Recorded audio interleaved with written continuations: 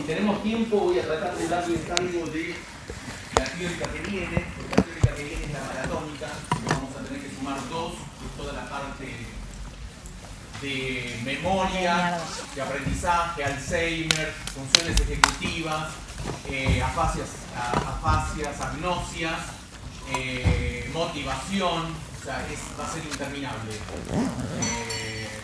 Va a ser interminable para mí, pero más para ustedes. Lo que voy a tener, si no llego a dar nada hoy, lo que voy a hacer es tratar de ver los temas, voy a tratar de juntar las dos teóricas y ver cómo armo el PowerPoint para no darle. Yo a veces lo que tengo son información repetida y voy a tratar de sacar lo que es menos útil.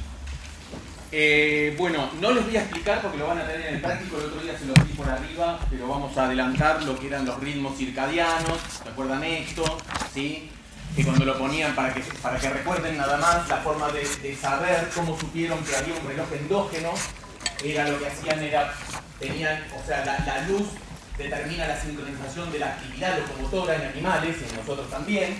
Cuando se lo ponían esto, que se llama free running, al no haber luz, esto se iba desplazando, pero siempre tenía la misma distancia. Esto es un esquema, no es tan así estricto, ¿sí? Es para ser ejemplificador. Entonces lo que se ve era que esto se desplazaba, y entonces el ritmo interno lo determinaba, había algo que estaba determinando un ritmo, porque sigue el mismo periodo, pero se va desfasando. Entonces ahí lo que se descubrió era el Zeigeber, que era el hacedor de tiempo, en alemán, que es el reloj endógeno, y que lo que hace la luz es sincronizar. ¿Sí? Lo van a ver ahora en el práctico. ¿Qué es esto? Acá lo que tienen es que un animal en free running o libre curso se llama, se desplaza, cuando se resincroniza normal, cuando se prende la luz, cuando se apaga la luz, el animal, son animales nocturnos, empieza su actividad. Lo que se puede hacer es un avance de fase. Avance de fase quiere decir que vienen hacia, ¿sí? Se adelanta. Eso pasa, por ejemplo, lo van a ver en el práctico, por eso voy muy rápido, en el jet lag en vuelos hacia el este. Si quieren pueden ir pensándolo. ¿Por qué? Lo van a ver en el práctico. Acá se resincroniza. ¿Eso qué significa? Que esa persona estuvo la cantidad suficiente de días para que de vuelta, ¿se dan cuenta? Cuando uno se mueve hacia otro lado, mis 6 de la tarde o mis 12 de la noche que me voy a dormir pueden ser las 2 de la mañana. Entonces me voy a dormir antes o me voy a dormir después. No importa, son detalles. Resincronizo, ¿por qué? Porque estuve la cantidad suficiente de días y otra vez el núcleo supraquiasmático se me estimuló. Sincronización con retardo de fase y después adelanto de fase, el retardo de fase, perdón, que es cuando el jet lag del vuelo hacia el oeste. Eso lo van a ver en el práctico, no se preocupen, pero pueden pensar lo que es lo que pasa cuando yo viajo hacia el este o hacia el oeste. ¿Qué pasa con mi uso horario? ¿Sí? O sea, lo que yo ahora, acá, ¿qué hora es? Las 6 de la tarde. En Europa, ¿es más o menos? Más. Y en, no sé, en Chile, menos. ¿Sí? O sea, todavía son las 5 de la tarde, por ejemplo. ¿Qué pasaría si yo me voy a Chile o me voy más lejos, me voy a China y que haya realmente un cambio horario grande? Bueno, nosotros habíamos visto que esta vía, o sea, esta sincronización estaba dada por el eje que proyectaba de la retina, sistema nervioso central, a el hipotálamo. Vimos algunas de las funciones del hipotálamo relativamente rápidas, pero una de ellas es el núcleo supraquiasmático, que es el reloj endógeno, que está en las células del núcleo supraquiasmático, y que este núcleo supraquiasmático proyecta diferentes estructuras. Hoy lo que vamos a ver tienen el área preóptica medial, que tiene que ver con la termorregulación, ¿se acuerdan todas las funciones hipotalámicas? Hoy vamos a trabajar principalmente con el área preóptica ventrolateral, que es la que induce el sueño, los cuerpos tuberomamilares, que tienen que ver con el despertar, y tenemos diferentes áreas como la que tiene que ver con la alimentación y con el despertar, ¿sí? Que tiene que ver con los núcleos tuberomamilares o el hipotálamo medio dorsal, que es este, ¿sí?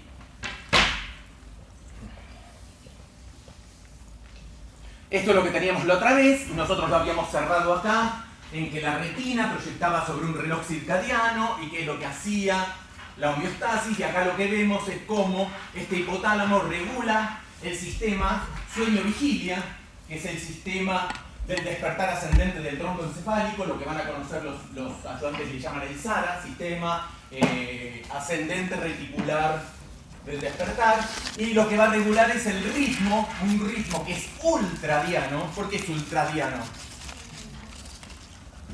Levante la mano uno y me diga. Porque es ultradiano. O es menor a 24 horas. El ciclo sueño-vigilia es menor a 24 horas, ¿sí? Entonces se lo llama ultradiano, ¿se acuerdan? Infradiano, ultradiano, circadiano, cercano a 24 horas. Entonces, el hipotálamo es el que está encargado de este reloj, de este ritmo circadiano y ultradiano que tiene que ver con el ritmo sueño-vigilia. Estas son las células.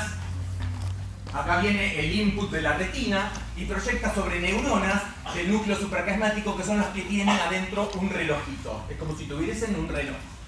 ¿Qué es lo que regula ese reloj del supraquiasmático? No solo regula el sueño-vigilia, regula el sistema nervioso autonómico, la temperatura del cuerpo. Ahora vamos a ir viendo que cuando uno duerme tienen varias variables fisiológicas que le cambian con respecto a la vigilia. Bueno, regulan todo eso, la temperatura del cuerpo, los niveles hormonales, ¿sí? Que algo ya vimos, ¿se acuerdan que el otro día les mostraba que el cortisol durante la noche va aumentando y cuando llega un pico máximo es uno de los factores que inducen el despertar? Uno de los factores, no hay un factor que haga algo, es una suma, ¿sí? Y también la alimentación, la mantención y la locomoción. O sea, controla varias cosas este sistema del núcleo supraquiasmático, de diferentes formas. Nosotros nos vamos a abocar al sueño-vigilia hoy. ¿Cómo ocurre esto? Esto no lo tienen que saber, pero quiero que vean, porque no se sabía cómo funcionaba esto. Y Paolo Sassone Corsi en la Universidad de Arnhem, en ese momento estaba en Estrasburgo, en Ilkirch, Sigmund Benzer trabajando con moscas y varios otros fueron descubriendo que hay unos genes que dependen de la luz, no se sabe bien cómo, pero estos fotones que llegan de la retina en las células, en las neuronas del núcleo supraquiasmático, producen un efecto, que es lo que hace aumentar la transcripción de dos genes, ¿sí? Este es el BAM1 y el CLOCK, se lo llamó. Estas dos proteínas, cuando salen del núcleo, se dimerizan. Al dimerizarse, vuelven a entrar al núcleo. O sea, no sé si ustedes saben, si se los dieron, porque es algo que se sabe hace relativamente poco, los poros del núcleo por los cuales entran y salen proteínas o lo que salga, son muy selectivos y tienen unos complejos que hoy en día se está viendo que tienen hasta 70, 80, o sea, son casi tan complejos como la fusión de vesículas en la transmisión sináptica. Bueno, tienen muchísimas moléculas que están interactuando y que son selectivas para dejar pasar qué, cómo, cuándo. Entonces es algo muy complejo esta salida y entrada. Acá está como salida y entrada. Se dimerizan afuera y entran. Cuando entran se pegan a diferentes genes. Uno se llama CRY, el otro CCG y el otro los PER. PER es por period, por período. O sea, los primeros que se describieron son PER1 y CLOCK, que son en moscas. Sigmund Benzer en los años a fines de los 50. Estos genes producen proteínas que salen al citoplasma y ahí CRY y PER2 se unen y cuando se dimerizan hacen lo mismo que hacía CLOCK y BAL1. Entran. Cuando entran lo que hacen es pegan a BAM1 y CREC y otra vez vuelven a generar. Este ciclo de pegado de uno y el otro dura aproximadamente 24 horas. Y ese es uno de los primeros indicios, hoy en día hay muchos más.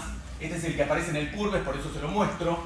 Les podría mostrar cualquier otro que está mucho más específico, pero no tienen por qué leer papers o reviews, entonces les muestro algo para que lo entiendan. Tiene que ver con cómo se dimerizan y entran y salen del núcleo. Y da la casualidad que todo ese proceso lleva alrededor de 24 horas. Y eso es lo que determina que un ritmo biológico dure 24 horas. Ahí tienen el texto, se los pongo para que, por si no entienden nada más que el dibujito, o si está mal traducido en el PURBES. Esto lo traduje del Pulves, la cosa que está escrita la traduje del Pulves en inglés, así que no sé cómo está en español. La ontogenia del sueño. O sea, en la concepción, cuando antes de ser concebido, no existe sueño. ¿Sí? Uno está en la concepción, aparentemente, o sea, esta es la fecha de nacimiento, el feto se puede, hoy en día ya se sabe que el feto ya puede tener estadios similares a lo que sería un estadio del sueño. O sea, tiene en sus últimas etapas, a partir del sexto mes, tienen ciertas características que se podría decir que está despierto y tiene periodos de sueño. Es muy invasivo y no todas las mujeres embarazadas se quieren someter a ciertos estudios, que me parece lógico, porque no se sabe si puede ser totalmente peligroso o no, se cree que no, pero entonces hay pocos estudios, pero eso es lo que sugiere. Lo importante acá es que lo azul es el sueño y el despierto. Claramente, como ustedes sabrán, un chico de 1 año, hasta 1 año un bebé puede dormir 15 horas diarias, 16, 18 horas diarias, si bien interrumpen, porque cada 3 horas quieren comer, pero tienen un promedio de 16 horas. Eso va cayendo con la edad. Hasta que, bueno, cuando llega la muerte, el sueño se vuelve infinito, ¿sí? Nos dormimos para siempre.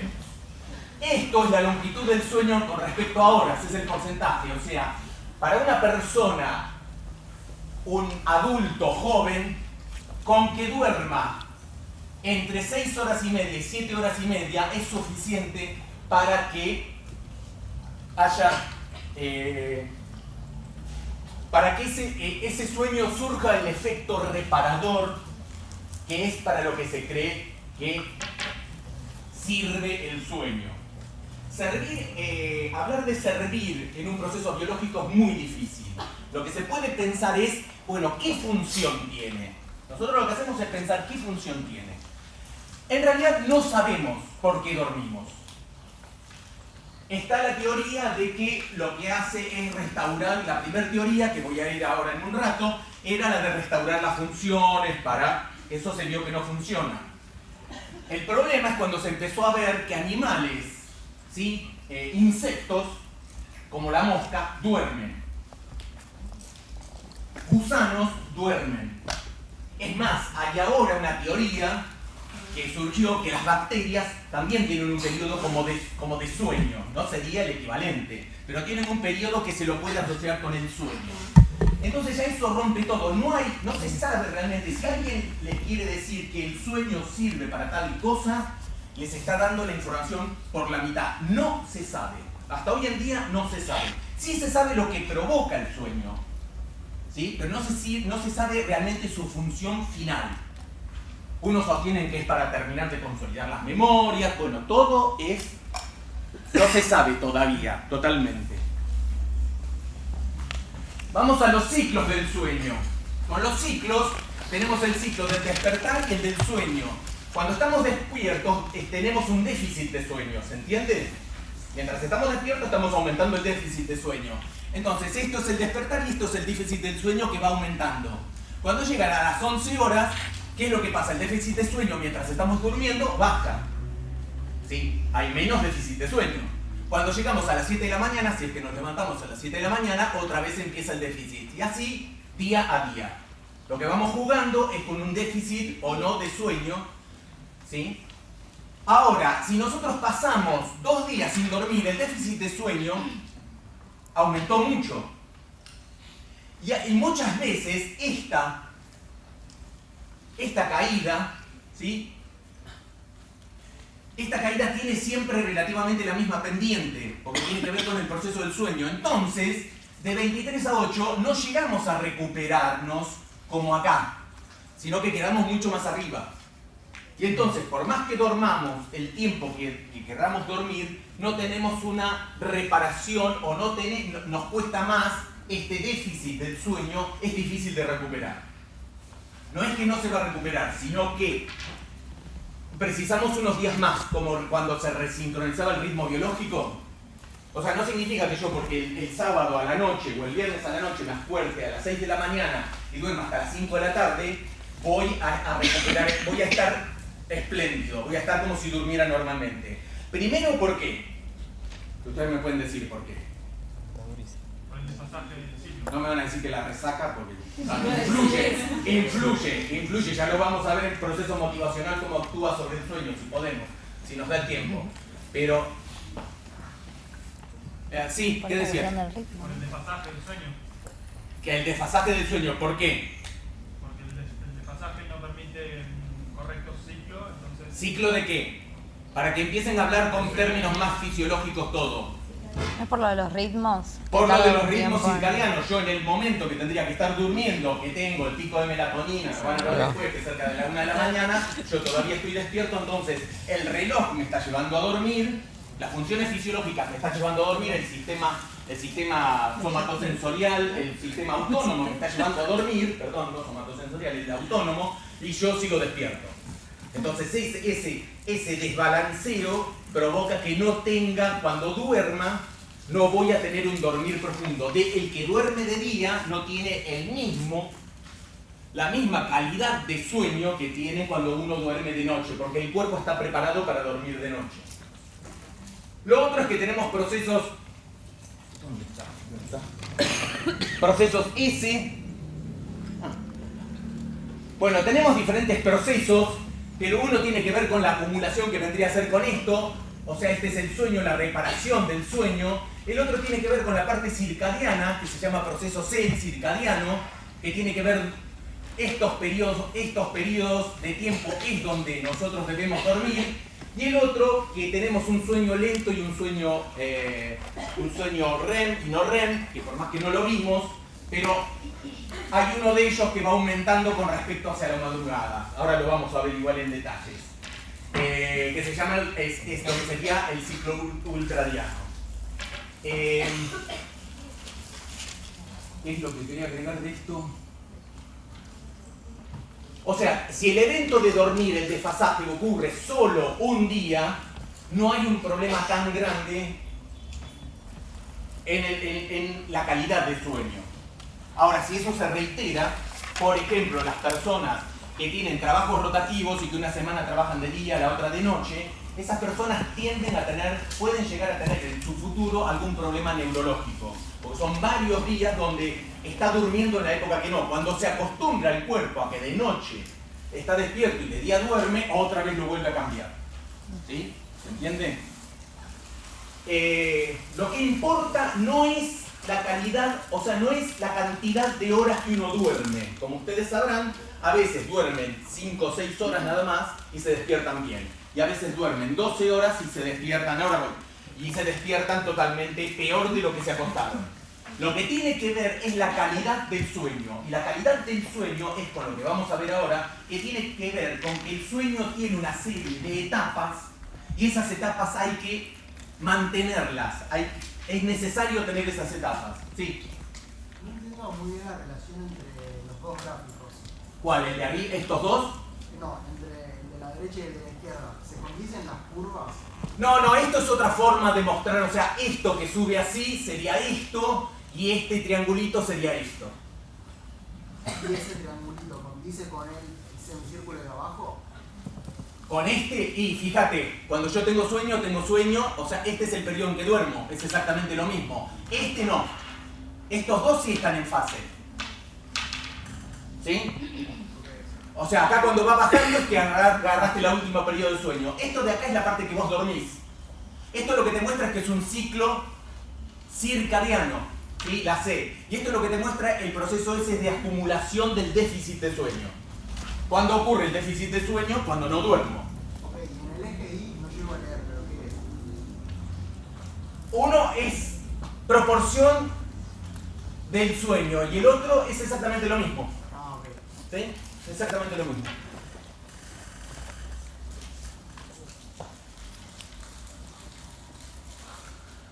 Bueno, las teorías del sueño. Hasta 1940 se hablaba de la teoría de la fatiga.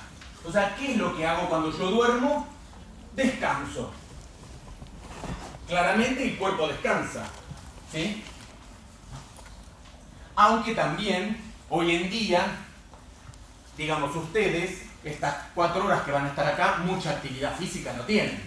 están sentados, es prácticamente exactamente casi lo mismo. No hay una actividad muscular que yo diga, es necesario dormir para que la fatiga del día, no. O sea, claramente nuestra sociedad es una sociedad donde la parte motora se va reduciendo cada vez más. O sea, tengo 15 cuadras a mi casa y me tomo el colectivo, podría ir caminando, ¿sí? Todo tiende a reducir la actividad física en función de ¿qué? De ganar tiempo. Bueno, más allá de eso se hablaba de la teoría de la fatiga, ¿sí? Y eso realmente no cerraba. Después se habló de la teoría del sueño pasivo.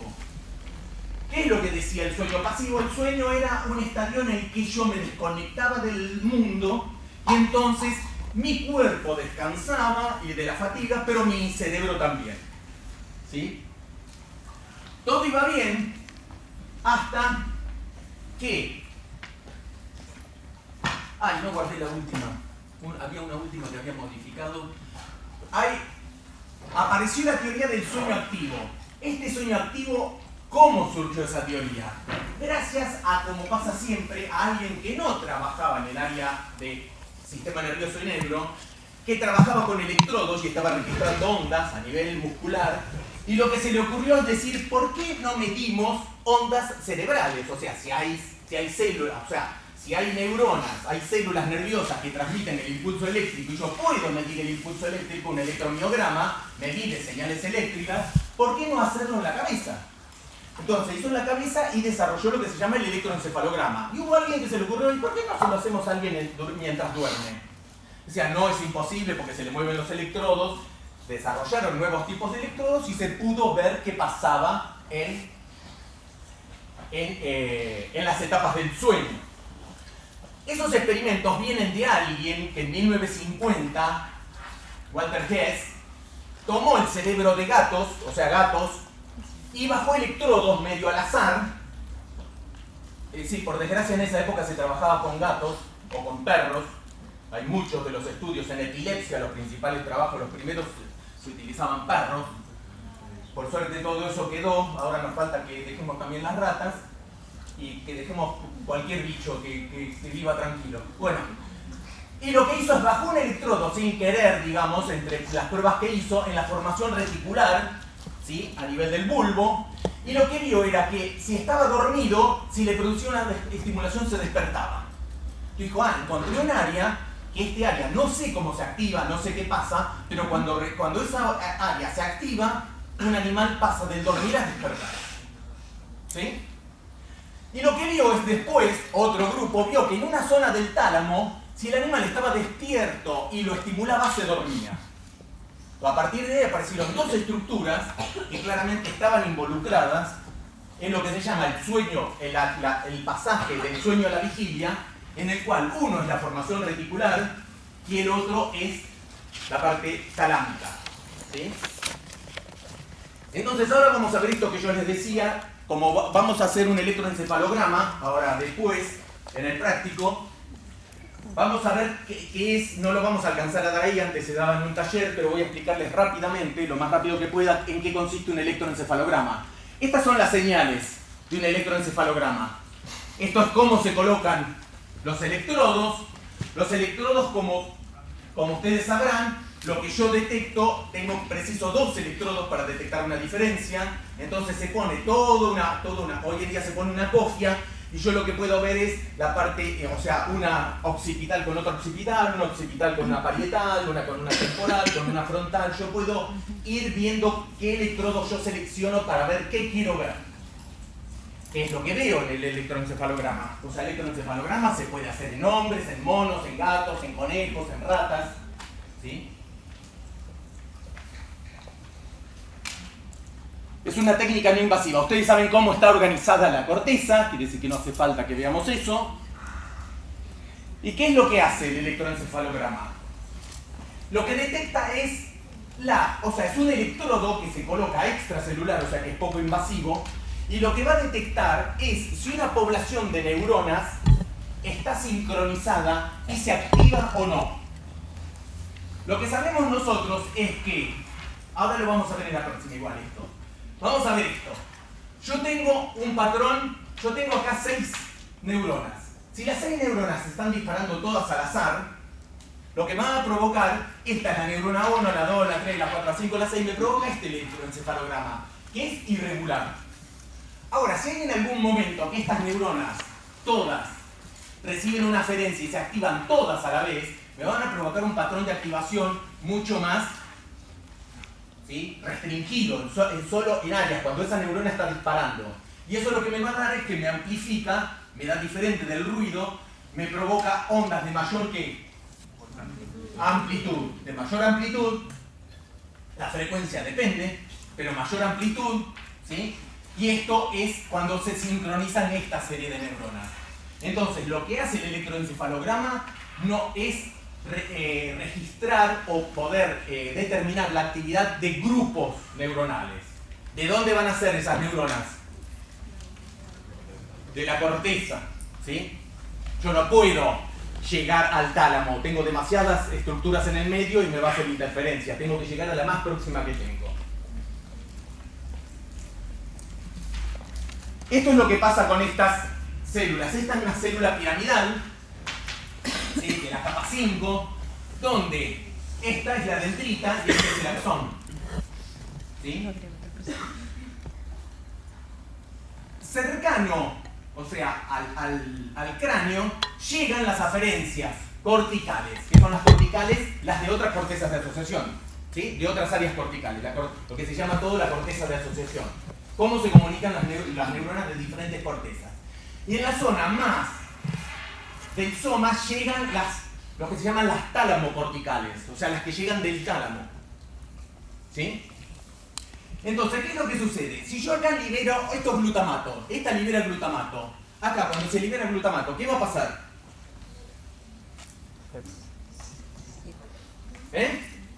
No va a pasar nada porque si no tengo receptores para glutamato ahí no pasa nada. Si tengo receptores dopaminérgicos no pasa nada. Entonces lo primero es que tengo que tener receptores a glutamato. Si tengo receptores a glutamato, supongamos NMDA o AMPA. Pongamos AMPA si quieren. ¿Qué va a pasar? Se depolariza la membrana. Cuando se depolariza la membrana es como si afuera, ¿qué va a pasar? Van a entrar cargas ¿qué?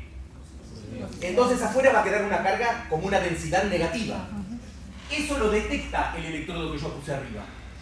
Porque son varias neuronas. Me provocan todo un área de densidad negativa y eso lo detecta. Ahora, saben que además hay, esto es lo que es el circuito equivalente, que lo pueden ver en el Candle. Después hay una corriente que se compensa. Pero acá lo que me crea es una densidad negativa. Ahora, si viene una aferencia corticotalámica, también libera glutamato. Acá me produce una... ¿Qué me produce? ¿Qué me produce? Depende del receptor. Depende del receptor. Otra vez, aprenden bien, aprenden rápido. Y si es un receptor para glutamato o más frecuencias y si sigue estimulado por la corriente. Pero ¿qué va a pasar a nivel de las corrientes? Sí. ¿Qué va a pasar? Corriente. Va a entrar una corriente positiva, me va a generar algo negativo acá. Al generarme algo negativo acá va a ocurrir que esto se va a volver ligeramente positivo. ¿Sí? Cada vez que entra corrientes de un lado, en otra área tengo que tener la compensación, eso no se los damos en detalle, pero hay una compensación de corrientes en la neurona. Entran positivas acá, en otro lado se vuelve como si se volviera negativo. Entonces, acá que se vuelve negativo, entonces como si se volviera positivo acá y en toda esta área, levemente. Y lo detecta el electrodo como algo positivo. Entonces yo puedo saber, parado desde el electrodo, si lo que está llegando información es de la parte córtico-cortical o tálamo-cortical. Porque una va a ser negativa y la otra va a ser positiva. ¿Sí? Acá tenemos, que es el dibujito del Candle, que cuando llegan a la talámica, que acá se genera una negativa y acá es como si se generara positiva, porque hay una cuestión de densidades. No quiero explicarlo en detalle porque no tiene. El que quiera después les puedo dar bibliografía o lo que quieran, pero... Entonces, positivo la convención dice que hay una deflación de la onda hacia abajo. Y si es a nivel córtico-cortical, es negativa y es hacia arriba. Pero lo que está detectando es eso. Eso es lo que vamos a detectar después cuando veamos un electroencefalograma. Vamos a detectar este tipo de corriente, es lo que detecta el electrodo. Perdón, si es en la zona del soma, me perdí la diferencia entre... ¿Cómo? Me perdí la... No es totalmente del soma, o sea, es que las tálamo-corticales son más cercanas a la zona somática. Lo que se sabe es que cada vez que se genera una corriente negativa en un lado, en los lados exteriores, por una cuestión de que esto está embebido en un espacio extracelular. Entonces, cuando yo quito cargas negativas, cuando yo quito cargas positivas, se me vuelve levemente. Cuando quito cargas positivas, se me vuelve levemente negativo. Y en los alrededores, las cargas tienden a moverse para formar el dipolo. En la naturaleza siempre, por una cuestión del agua, de cómo es el agua, no quiero explicar todo eso, pero es eso. O sea, lo que tienen que saber es que cuando tenemos negativo en esta zona, no hay problema con lo que pasa, no nos importa porque acá lo detecto como negativo, porque está cercano al electrodo, pero cuando llega a la parte más cercana al soma, me genera como una densidad positiva en las terminales de las dendritas y eso lo detecto como algo positivo. ¿Sí? Eso es lo que tienen que saber.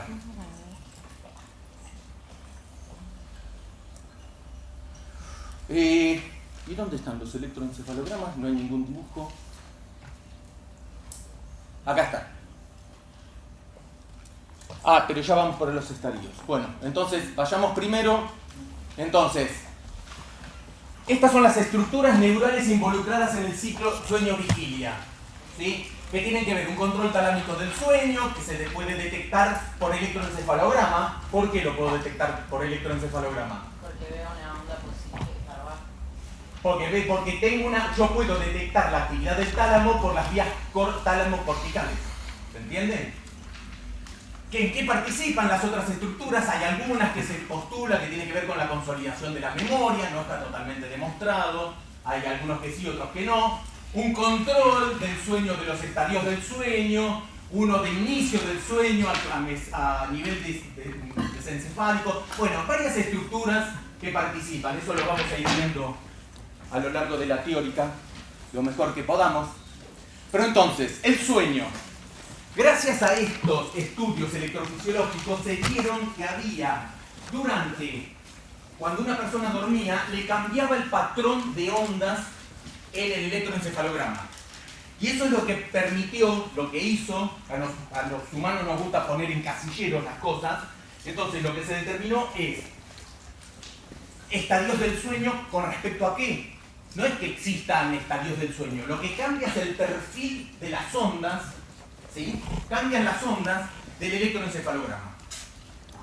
Entonces, el sueño está definido por 4 criterios comportamentales. Primero, reducción de la actividad locomotora. Reducción, no que hay 0 de actividad locomotora. Reducción, depende de qué, de la etapa del sueño. Segundo, disminución de la respuesta a estímulos. Uno no responde a los estímulos igual que despierto cuando está dormido. Posturas estereotipadas. Uno duerme en ciertas posiciones.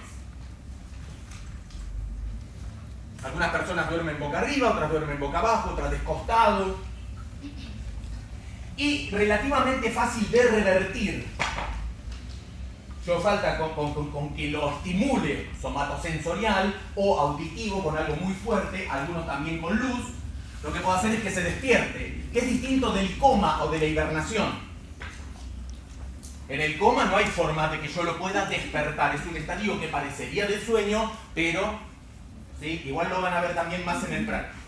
Las etapas del sueño.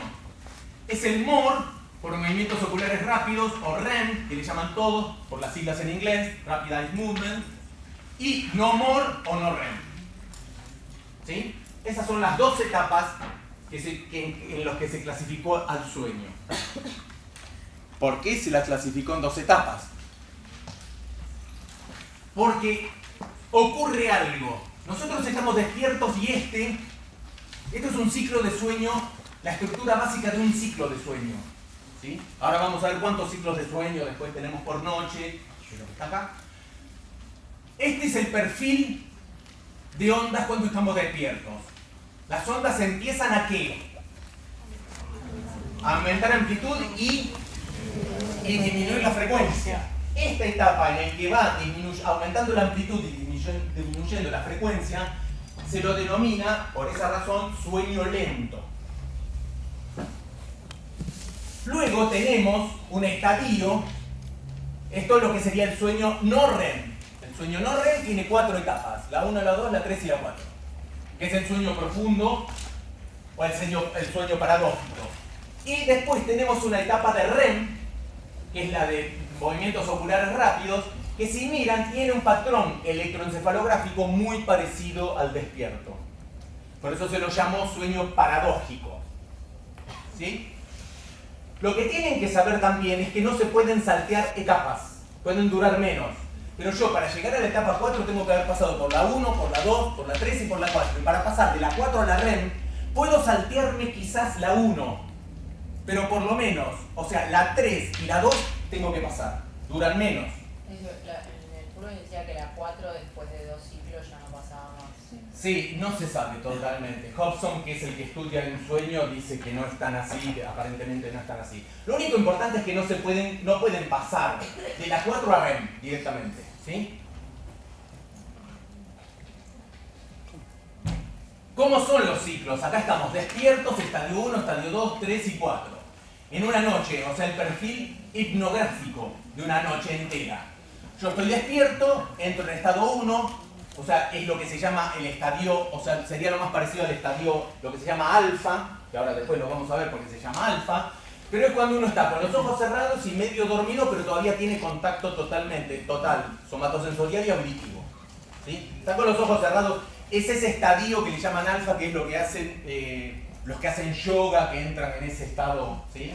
Que en el caso de la India se le llama, que están en el estadio de Nirvana, ¿sí? Que uno lo puede inducir este estadio con ciertas drogas de abuso, que es lo que pasa realmente. Esos yogis que tienen una gran, o sea, pueden estar en un estadio alfa, en un estadio semidormido durante bastante tiempo. En un principio se sabía, algunos tienen un dominio, pero que se ayudan con drogas.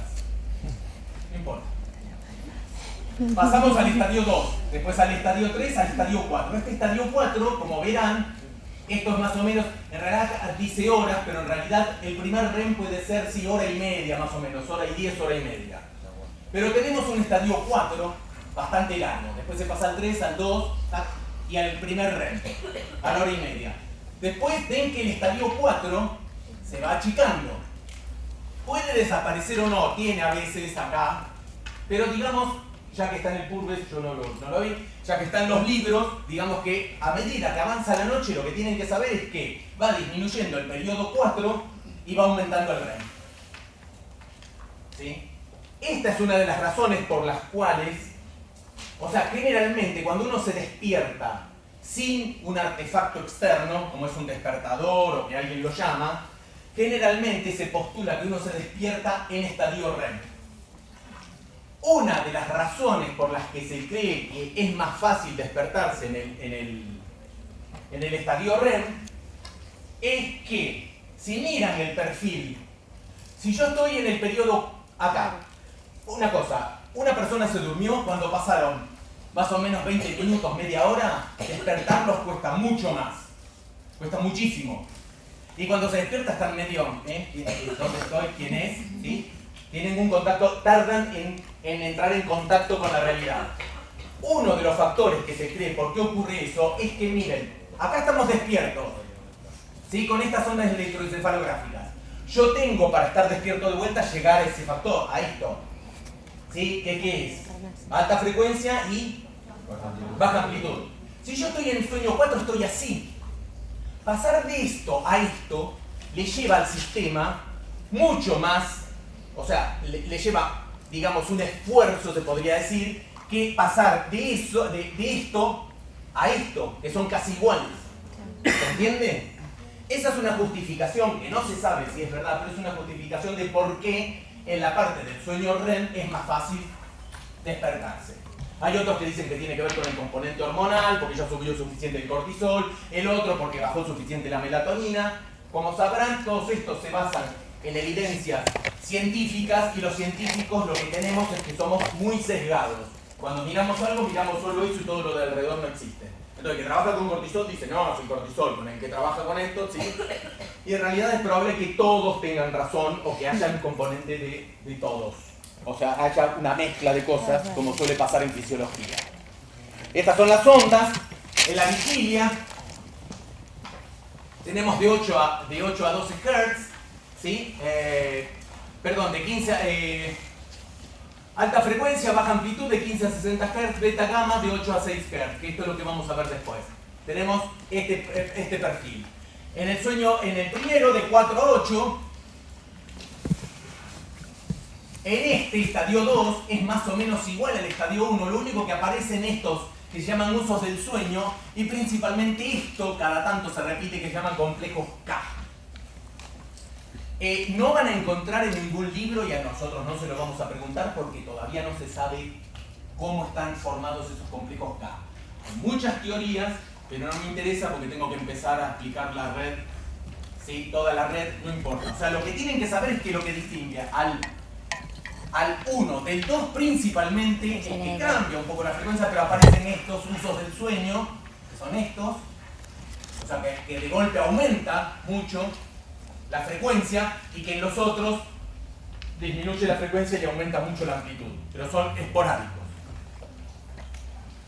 Después aparece el sueño, lo que son las ondas delta, ¿sí? De 0,5 a 4 Hz, que son ya el sueño 3 y 4.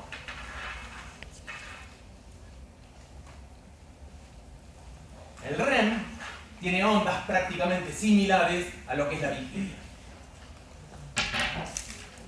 Igual cuando veamos el electroencefalograma lo vamos a ver de vuelta. Esto es el estadio de sueño 1, para que vean, creo que esto es el estadio de sueños 2, donde aparecen estos complejos, ¿sí? Ahí están marcados algunos, ahí están los usos del sueño, pero acá hay complejos K. Esto es el estadio 3-4, y este es el sueño REM, humor. Esto que es nada más que cuando uno duerme, esto es lo que está en el Purves, que lo que se vio haciendo electroencefalograma de delfines, colocándole un casquito y dejándolo al delfín en un tanque, que una de las cosas que no se sabía cuando se estudiaba todo esto, es anecdótico, es cómo dormían los mamíferos marinos. El mamífero marino, como el delfín, es un mamífero, o sea que necesita respirar, tiene que salir como las ballenas, tienen que salir, tienen apneas de media hora, 40 minutos, pero tienen que salir a respirar. ¿Y cómo hacían para dormir? Porque si se duerme, el animal se va al fondo y se moriría, o sea, no tendríamos delfines, no habría delfines, se habrían extinguido. Bueno, lo que se vio es que lo que hace el delfín es que tiene el cerebro como partido en dos, y mientras un hemisferio duerme, el otro mantiene la actividad locomotora y le permite a la aleta caudal moverse apenas y quedar flotando. O sea, cuando, no sé si, bueno, alguna vez vieron, en Puerto Quequén hay delfín, que es la franciscana, y el más conocido que más se estudió es en la desembocadura a nivel de Belén del Amazonas, donde a la noche son animales nocturnos, están flotando, lo que hacen es apagar un hemisferio y el otro. ¿Esto a qué viene? A que es un fenómeno muy raro, pero que lograron sobrevivir, y además de que cuando nosotros nos consideramos que somos animales superiores, yo les puedo ir mostrando sistema sensorial por sistema sensorial que lo que menos tenemos es de superiores. Tenemos superiores porque nosotros decimos, porque tenemos PowerPoint, tengo computadora. Y a la vida, ¿qué le interesa? Un pajarito vive mucho mejor que nosotros, vivimos todo el tiempo estresados, ¿sí? Entonces, eso de superior es entre comillas. Y una cosa de los superiores es que el delfín tiene un sistema, en vez de tener un cerebro, tiene dos. Hay una teoría también que los mamíferos descienden de los anfibios pasaron del agua a la tierra, en la tierra se formaron los mamíferos, y los mamíferos que volvieron al agua son los mamíferos acuáticos, es decir, que evolutivamente se estarían más adelante que nosotros, los delfines, las ballenas, depende de dónde se lo mire. ¿Sí? ¿No se hizo ningún experimento en el que se le impida el sueño a uno de los hemisferios a ver cuál es la función de... ¿Vos querés matar al delfín? Llama a la autoridad protectora del animal, no tengo ningún problema. Le das el nombre, el apellido, yo no tengo problema. Pero no sé, o sea... No, suficiente saber que lo que se hizo es colocar los hemisferios y ver si los dos hemisferios podían controlar las aletas caudales, y no es que nadan al mismo ritmo que en vigilia, ¿sí? Cuando tienen una dirección y una búsqueda. La mueven lo suficiente como para mantener las narinas afuera y respirar. Pero se sabe que está ocurriendo todo el tiempo. Ya con eso, no sé si lo hicieron, ¿sí? Por ahí sí, algún biólogo sádico lo hizo, pero bueno, no me interesa ese dato. Bueno, ¿cómo podemos medir? ¿Qué hacemos para medir los estadios del sueño? Por lo menos precisamos 3 parámetros. Uno es el electrooculograma. ¿Por qué? Porque el movimiento ocular rápido sabemos que ocurre en REM. Si yo no estoy en una habitación y está una persona, ¿cómo sé si está en REM o está en vigilia? Si el perfil electroencefalográfico es el mismo, ¿sí? Entonces, una de las cosas es mirar los movimientos oculares rápidos, que son característicos, son movimientos sacádicos, no es como si estuviese despierto. El otro es el electromiograma. ¿Por qué? Porque una de las características del sueño no REM también es la atonía muscular. Y el otro es el electroencefalograma, que es el que me da los estadios realmente. Están acá los que podemos ver, vigilia, ¿sí? Entonces, vayamos al no REM. Baja la actividad neuronal, baja la temperatura cerebral. El simpático baja, ritmo cardíaco, presión sanguínea baja. Parasimpático sube. Baja el simpático, baja el simpático, sube el parasimpático. ¿Qué pasa? Contracción pupilar, disminuye la frecuencia cardíaca, respiratoria también. Tono muscular y reflejos intactos. O sea, el tono muscular no es que tiene, en el no REM no hay atonía, tiene el tono muscular y los reflejos existen. Disminuye progresivamente la actividad de este sistema SARA, que ahora después lo vamos a ver. Acá está toda la descripción, porque no importa, de los núcleos que participan, pero como todavía no los vimos, no importa. Tiene 4 estadios. ¿Qué es lo que va pasando? Va pasando del 1 al 2 al 3 al 4, no lo vamos a ver, pero ¿qué va pasando? Se van enlenteciendo las ondas, o sea, la frecuencia va bajando y va aumentando la amplitud, ¿sí? Esto lo van a tener, lo tienen porque ya se los mandó, ¿no? Creo. Ya mandó todas, creo. Yo les di ya todas hasta el final. No, puso hasta la clase pasada. Entonces él las va regulando. Bueno, si quieren que les mande todas ya, ¿prefieren tenerlas todas? Bueno, ahora hablo con Mauro y que les digo que en estos días les mande todas, ya están hasta hacer esto, hasta la final. Bueno, ¿sí se entendió? Acá lo único que se escribe es cómo va bajando esto de acá. La frecuencia, el alto voltaje, baja frecuencia. En el REM hay unas neuronas que están conectadas en la protuberancia, el geniculado lateral y la corteza occipital, que son, no sé si las leyeron en algún lugar, que se llaman las PGO, pontogenículo occipitales. Esa vía, esas espigas, ¿sí? Tienen que ver, ahora vamos a ver qué es lo que sucede, de dónde vienen. Aumenta la temperatura corporal, la tasa metabólica, hay atonía, que es una de las características, salvo los que controlan los movimientos de los ojos, y no es que haya atonía total, hay algún tipo de actividad muscular, pero está muy reducida, es una atonía relativamente generalizada. Es más fácil de despertarse que en los estadios 3 y 4, por eso que les contaba, hay varias teorías, una de ellas tiene que ver con el perfil del electroencefalograma. Frecuencia cardíaca, metabólica, altos, es como si estuviese despierto. Lo más parecido a estar despierto que acostado y tranquilo, no cagando una zanja, ¿sí? Contracción popular, parálisis muscular, excepciones. Hay erección peniana, hay una estimulación de los músculos erectores del pene, y eso sirve, en el estadio REM, sirve para saber cuando un hombre tiene impotencia, saber si es fisiológica o psicológica, ¿sí? Hay un capítulo de Sex and the City que el marido tiene problemas de erección, y lo que hace la mujer cuando se duerme le pone unas estampillas alrededor del pene, y cuando se despierta están rotas las estampillas. Entonces se divorcia.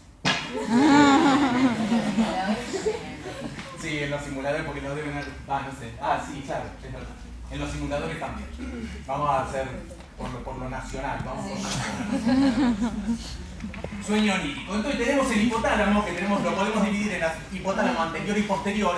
El anterior, en general, está relacionado con lo que es el sueño, con los núcleos estos preópticos, ¿sí? el ventrolateral principalmente, que está modulado por interneuronas GABAérgicas, que se activan por temperatura. Cuando aumenta la temperatura, yo tengo tendencia natural, digamos así en general, digámoslo, no voy a ir a detalles porque... O sea, es lo que ustedes tienen que saber más o menos de cómo funciona. Me induce el sueño. La parte del despertar, los núcleos tuberomamilares principalmente, son células histaminérgicas, ¿sí? Que funcionan por histamina. Esto es, las células GABAérgicas de la porción anterior inhiben a las histaminérgicas de la posterior. O sea, acá hay una inhibición. Claramente, ¿por qué hay una inhibición? Porque cuando estoy durmiendo no puedo estar durmiendo y despierto a la vez. Entonces siempre va a haber una retroalimentación. Lo que sí quiero que miren es que yo levanto fiebre. ¿Qué me está induciendo? El sueño. ¿Qué me dan para la fiebre? Porque tengo gripe o algo así. Me dan un antihistamínico. ¿Por qué? ¿Por qué se da un antihistamínico? ¿No saben por qué? ¿Cuál es una de las funciones, no como neurotransmisor, sino una función periférica de las histaminas? ¿Qué es lo que produce? Junto con la bradipinina, con procesos inflamatorios está involucrado. Se libera histamina. Es una señal. ¿Por qué? Porque lo que hace es aumenta la vasodilatación, aumenta el intercambio, y lo que está tratando de hacer es sacar problemas de temperatura, o sea, llama también la bradipinina y otros compuestos, lo que hacen es centralizar el problema ahí para el sistema inmune, para los macrófagos, para que haya una habilidad. Bueno, yo además me dan un antihistamínico. Y recuerden que las células estas son histaminérgicas, entonces no solo estoy promoviendo el sueño, sino que estoy inhibiendo mucho el despertar. Y por eso cuando tomo histamínicos y estoy con fiebre, me paso durmiendo 20 horas diarias. ¿Sí? Sí. Doctora, estos son los centros que se incluían en el dato, los primeros experimentos que nos decían que... No, lo que estábamos hablando hoy era en el tálamo y en la formación reticular. Ahora vamos a ir. Esto es nada más que para que ustedes lo tengan, que no lo van a tener en los papers, no lo van a tener en los libros, está en trabajos. Esto, no sé si se dan cuenta, ustedes por ahí no, pero esto es un cerebro de una rata.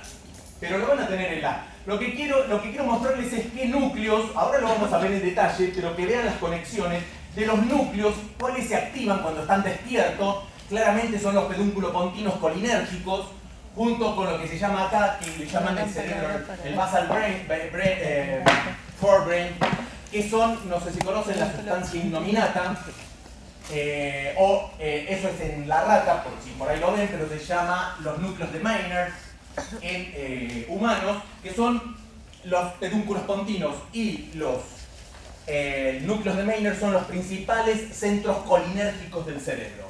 Después, cuando veamos las relaciones entre amidas y los colinérgicos en el sueño y en el despertar, lo van a entender por ahí un poquito mejor. Esto es en el REM, que es lo que se activa esta zona, ahora lo vamos a ver, pero es como un resumen primario, y qué es lo que en el no REM, y qué es lo que pasa en el REM, cómo se activan las estructuras. Es como un resumen que se los puse antes, para que cuando miren las diapositivas y algo se acuerden, aunque sea un 2% de lo que les estoy dando hoy, vean esto, traten primero de ver cómo funcionan las estructuras. Yo no tengo el tiempo, porque voy a tratar de ir rápido, pero cómo después lo relacionan con todo lo que viene después. Otra cosa que quiero hacer hincapié, esto está del Candel, de una versión vieja. Acá tengo despertar, sueño no REM, sueño lento o no REM, y el REM. Que tengo células específicas en diferentes lados que se activan, depende si está despierto, si está en REM o si no está en REM. O sea, hay células REM on, ¿sí? No, REM off, despierto off, REM on, hay de todo, en diferentes partes de todo este circuito. O sea que dependiendo del estado van a participar las diferentes. ¿Y cómo lo conozco, cómo lo veo? Es, si yo tengo corticotalámicas, acá me está disparando despierto en forma media aleatoria. Cuando entro en REM me empieza a disparar en forma relativamente fásica, y cuando paso al no REM me dispara partes fásicas, partes no, pero algo mucho más parecido a lo que es cuando estoy despierto, si bien presenta más ráfagas. Ahora después lo vamos a ver. Tengo otras que le llaman no REM on. ¿Cuándo se prenden? Cuando no estoy en REM. En los otros estadios están apagadas. ¿Están apagadas? No. Ustedes saben que las neuronas nunca están apagadas. Tienen una actividad mínima. ¿Cómo se llama esa mínima? Basal. Basal. ¿Cómo se llama? No. Tónica. Bien, tónica. Tónica fásica. ¿Sí?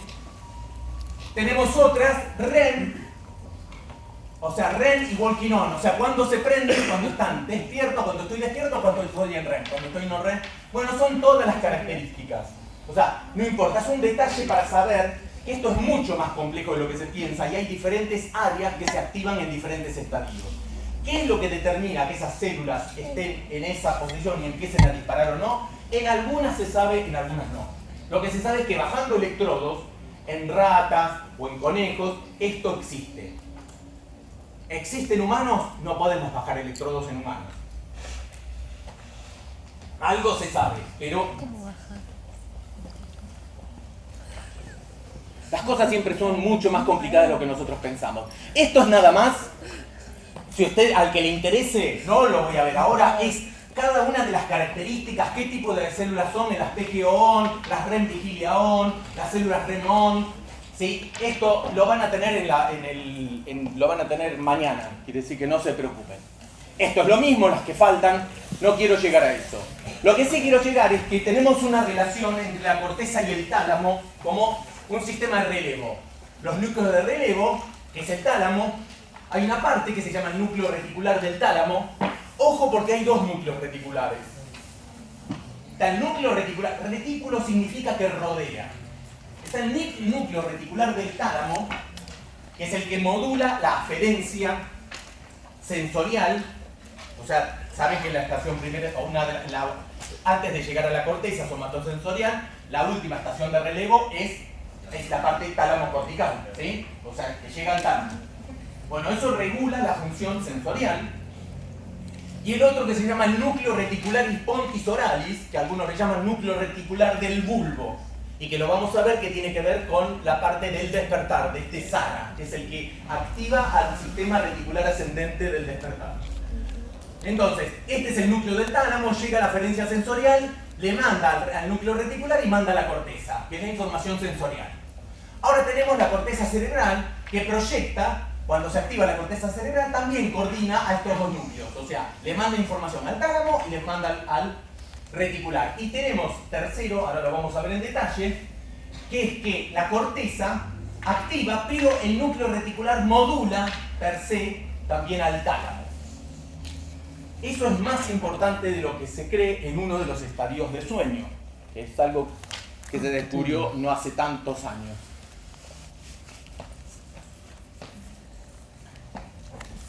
Esto es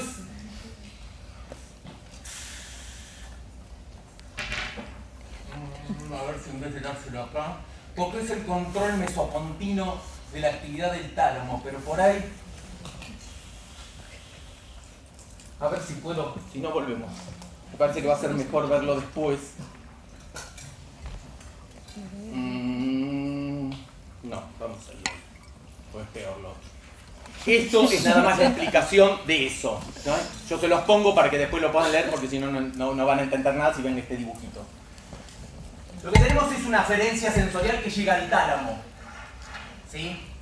Y que hay una vía colinérgica que puede estimular a esta aferencia del tálamo, este núcleo, o sea, las células talámicas que van a proyectar a la corteza, y esa corteza, cuando se activa, proyecta y manda a esta célula, que es la neurona reticular del tálamo, adelante, y manda también a esta neurona ¿cómo es? Del tálamo. Estas vías son glutamatérgicas, igual que esta. Entonces lo que se crea es un loop, primero córtico-talámico, que se va retroalimentando. ¿Qué función cumple esta neurona GABAérgica? Primero, es una neurona GABAérgica especial. ¿Por qué? Porque su membrana, o sea, esa célula está normalmente hiperpolarizada, pero muy hiperpolarizada. Entonces, esta célula lo que va a hacer es modular la actividad de esta neurona, ¿sí? ¿Qué es lo que va a pasar? Si esta neurona se activa, va a empezar a liberar GABA. Las liberaciones de GABA van a ser de forma fásica, pero van a ser medio regulares. Yo lo que estoy haciendo, esta neurona está recibiendo de acá, este palito que viene de acá, que no lo terminaron, está recibiendo información sensorial. Esa neurona GABAérgica, no sé si saben, pero la información sensorial a nivel del tálamo y cortical es caótica. ¿Sí? Una de las características que se descubrió cuando se descubrió la teoría del caos es que, por Lorentz, es que el sistema nervioso funciona relativamente de forma caótica. No sé si vieron cualquier perfil que hace estas cosas, ¿sí? Cuando se vuelve sincronizado, generalmente son o estadios de mínima información o son problemas patológicos. El más claro de todos ellos es la epilepsia. Se sincronizan todas las neuronas, empiezan a disparar todas igual, toda una cosa, y se pierde información. ¿Sí? Eso que vayan disparando diferente lo que da es una riqueza de información.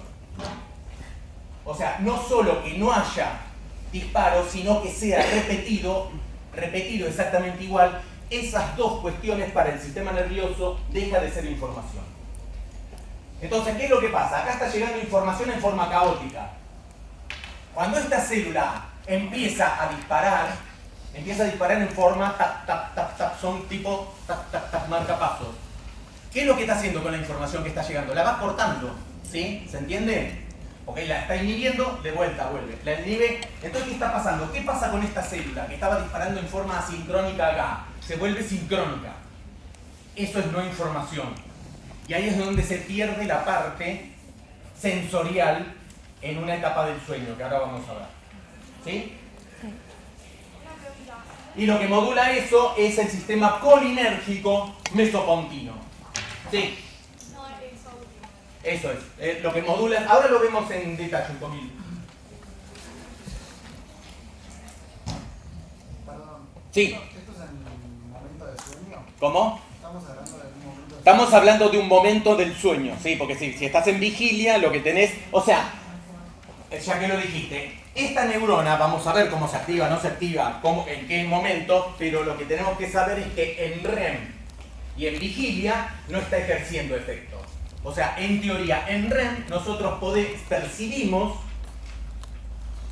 el cerebro percibe la parte sensorial de manera como si estuviese despierto o en estadio alfa. ¿Sí? Lo que pasa es que hay otras cosas, o sea, hay atonía, hay una serie de razones por las cuales no respondemos. ¿Sí? Entonces, sí. En un estado de sueño, no REM, esa neurona tiene como función. Ahora lo vamos a ver. Si querés decirlo, dale, te corté. ¿Qué haría? Por lo que entendí recién, Sí. inhibe las aferencias sensoriales. No las inhibe, lo que hace es las sincroniza. Está disparando, o sea, viene la información sensorial así caótica, ¿no? Viene disparando en cualquier cosa. Yo ahora le empiezo a cortar, entonces esto se vuelve sincrónico con esto. Se vuelve sincrónico y eso se pierde. O sea, hay parte de la información sensorial que se pierde. ¿Por qué? Porque se sincroniza. Y entonces es como si no tuviese una percepción sensorial. ¿Y en qué momento puede pasar? Ya redondea lo que es tu idea. En el no REM. Una pregunta. Sí. En REM, que esto no pasa. No entiendo cómo no nos despertamos por cualquier tipo. Me tocan, si estoy en REM me despierto. No. En REM hay mucha más probabilidad. Hay un problema con el geniculado medial y todo por las vías auditivas y todo. Hay un problema con los núcleos olivares, es otra cosa. Pero más allá de eso, en el REM, o sea, si yo estoy en el no REM, a mí me pueden tocar y casi no me voy a mover si estoy en el estadio 4. Mientras que yo en el REM el problema ¿cuál es? Que tengo atonía. ¿Sí? Entonces yo puedo tocar, lo siento, pero no hay una respuesta porque está caída la parte muscular. Entonces no reacciono no porque no tenga la parte somatosensorial, porque tengo una inhibición motora, ¿se entiende? Y tardo. ¿Cuándo se ve eso? ¿Cuál es? Ya que estamos en eso. Hay veces que una persona se despierta en el estadio REM en una característica y se siente paralizada. Y se siente que no se puede mover. Y por unos minutos... Pará de preguntar vos. Andate, levante la cabeza. No, por favor, pregunten todo lo que quieran. Es lo que más me... Si no, yo me aburro. Y se aburren ustedes. Que uno se despierta y está como que no se puede mover. Y a algunas personas les puede puede desencadenar un principio de pánico. Porque como estuvo en REM, en teoría pasa rápido al estadio de conciencia y está consciente. ¿Y por qué no se puede mover? Esa es la parálisis. ¿Por qué no se puede mover? Porque todavía tiene la parte de atonía del REM que no se puede mover y enseguida la recupera. ¿Sí? Eso es cuando uno tiene a la mañana esos periodos de REM y ocurre principalmente si uno se despierta a medianoche en el REM. En el REM, por ahí no le llega a pasar eso, porque el REM es mucho más chico, pero en el otro se sincronizó otra vez alfa y hubo anatonía que estuvo más estable. Entonces es mucho más difícil. También hay una parte somatosensorial, no hace falta estar en REM. O sea, yo a la noche, ¿qué les pasa? Bueno, más allá de todos los problemas que tienen con el sueño las personas mayores, ahora lo vamos a ver, la persona que se despierta a medianoche para orinar, muchas veces logra llegar al REM, y ahí le llega el estímulo sensorial de la vejiga, que le está diciendo, ¿sí? El núcleo de Barrington le está diciendo busca un lugar para orinar, estimula la corteza y ahí es donde le manda la señal para decir, bueno, despertate y anda a orinar. ¿Sí? Puede pasar en el REM, puede pasar en no REM, hay más probabilidades de que se espere un REM. ¿Sí? Porque total el llenado de la vejiga son 50 mililitros por hora, cuando empieza es cuando tiene más o menos 250 mililitros, ya hasta 300, 350, se la va bancando todavía. O sea, se abrió el primer esfínter pero no el segundo. ¿Sí? ¿Algo responde eso? Lo que, ¿sí? ¿Puedo hacer una pregunta? No sé si corresponde a esta parte de la clase, pero hay personas que se despiertan ante un mínimo estímulo y otras que no se despiertan con nada. ¿Tiene que ver con cómo llegan al REM o algo de eso? Tiene que ver con que no todas las personas tienen una calidad. O sea, volvamos a la calidad del sueño. La calidad del sueño es que una persona durante una noche por lo menos tenga 3 o 4 periodos REM. Hay personas que tienen deficiencias en eso y lo que le provoca es que si se despierta con demasiada facilidad es que algo tiene una alteración. Hay alteraciones no REM, hay alteraciones REM, ya son cosas muy particulares. O sea, si tiene problemas, lo que yo digo siempre, porque no quiero ir en detalles, porque es demasiado complejo esto, si conocen una persona que tiene problemas para dormir, que vaya al médico y en todo caso el médico le va a hacer una polisomnografía y ahí va a poder determinar. Pero si tiene problemas realmente graves, o sea que realmente vaya al médico y vea de una polisomnografía porque es algo que puede traer trastornos, no ahora, pero a largo plazo puede traer trastornos cuando sea grande en enfermedades neurodegenerativas. Ah, sí, vos. Sí. ¿Quién me lo mandó? Sí. ¿Eh? No te inhibís, ¿no? Cuando digo estas cosas. Ah, bueno, buenísimo. Yo nunca sé. Claro. No hablamos de cómo se diseña o cómo se apaga. No. Nombraste simplemente el Muy bien, porque no se sabe. Esta es la explicación de eso. ¿Sí? Ahora, estos son los diferentes tipos, el tálamo en sueño, no importa, son detalles. Esto también cuando está desincronizado, que sería cuando está despierto en REM, o sincronizado cuando está en no REM. Pero ahora vamos a ver algo que el Kandel en la última versión lo sacó porque no se sabe muy bien. Ahí no se sabe realmente, pero quiero explicarlo porque servía como justificación, pero como no está totalmente demostrado, pero igual algo cerraba la idea. Hay neuronas en la protuberancia GABAérgicas que no se sabe cómo se activan. Hoy en día se cree que hay células del área preóptica, eso lo van a ver en el gráfico que presenté al principio, del área preóptica, que pueden llegar a estimular a estas neuronas GABAérgicas. O sea, tiene que haber alguien que las estimule que sea del tálamo, donde se estimulan estas neuronas GABAérgicas. Esta neurona GABAérgica lo que hace es inhibir a neuronas de serotonina, del núcleo del RAFE y del núcleo cerúleos. ¿Sí? Son neuronas serotoninérgicas y de noradrenalina. Estas dos están proyectando a neuronas colinérgicas. Este es el núcleo reticular pontis oralis de que le hablaba antes, el núcleo reticular del bulbo. Estas neuronas colinérgicas las inhibe, o sea que cuando se activa GABA, o sea, inhibe a esta como estaba inhibiendo, estas se disparan. Entonces la actividad de esta aumenta. ¿Qué es lo que hace al aumentar? Me está proyectando sobre la neurona GABAérgica, esa GABA que yo les decía que estaba en la formación reticular del tálamo. ¿Sí? Entonces, ¿qué hace? La acetilcolina inhibe a las neuronas GABAérgicas. La va a inhibir. Al inhibir, esta puede llegar a disparar y se vuelve asincrónica el disparo del tálamo. Al volverse asincrónico, ¿qué es lo que significa? Que la parte sensorial puede pasar. ¿En qué estadio estamos hablando? REM. Estamos hablando en el estadio REM.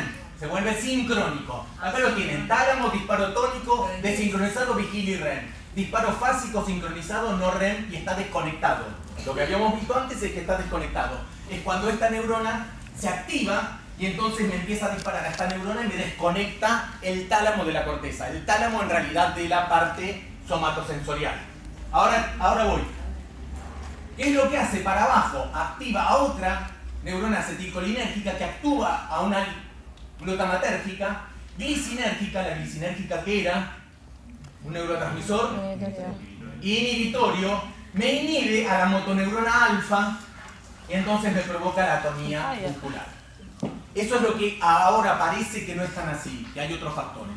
Pero digamos que quiero que sepan, cuando ven esto de la inhibición se dan cuenta que es REM y además por las características. Sí, ¿quién era por allá? Sí, la primera neurona GABAérgica, que no es la del tálamo, ¿a qué núcleo pertenece? Esto es toda la parte reticular, el núcleo reticular y pontis oralis, es toda esa zona reticular mesopontina, la parte del bulbo. Entonces, lo que me está determinando la parte sensorial, ¿sí? A su vez me está determinando la atonía. Y lo que tienen que saber es esto: tálamo, disparo tónico, desincronizado, vigilia y REM. Y disparo fásico, tac, tac, tac, es sincronizado. Cuando está sincronizado es como si estuviese desconectado. No REM está desconectado. ¿Sí? Eso es lo principal que tienen que saber de esto. Todos los demás son detalles para ver.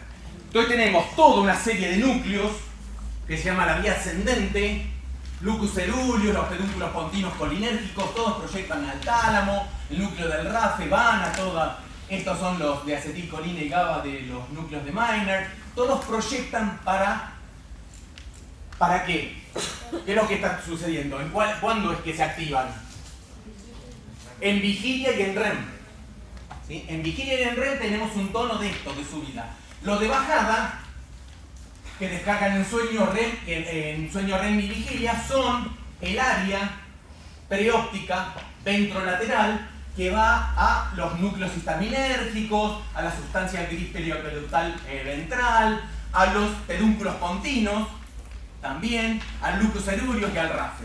Ahora vamos a ver si en uno lo activa, en otro lo inhibe. Pero se dan cuenta que va y viene la información, ¿sí? Ahora lo vamos a ver un poquito en detalle. ¿Qué hora es?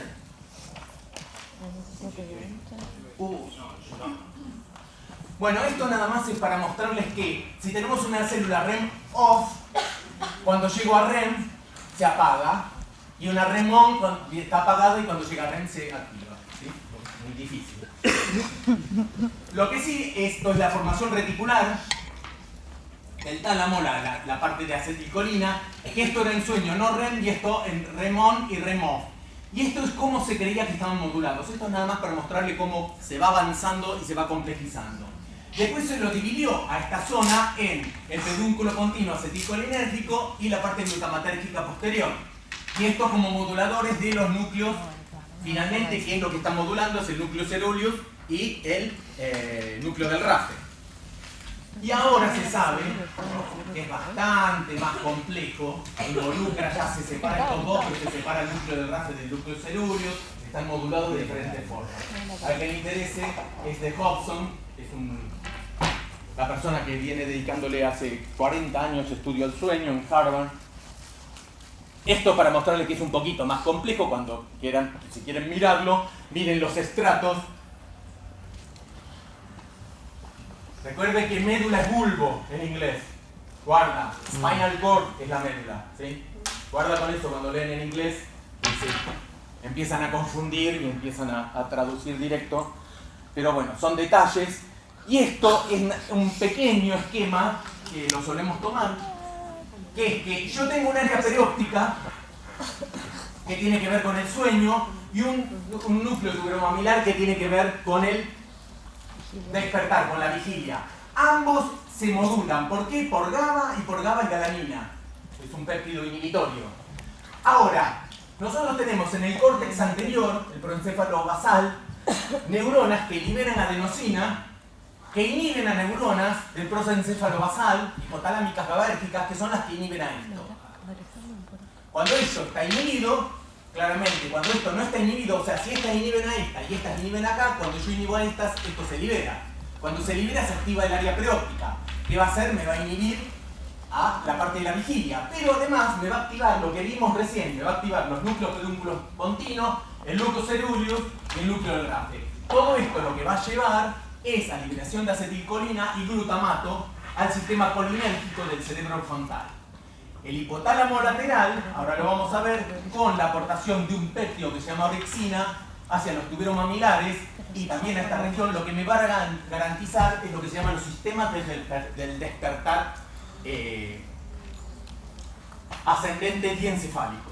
Perdón, no me Porque, ¿cómo? ¿No mide el área preóptica anterior-ventral a todo el... ¿Cuál?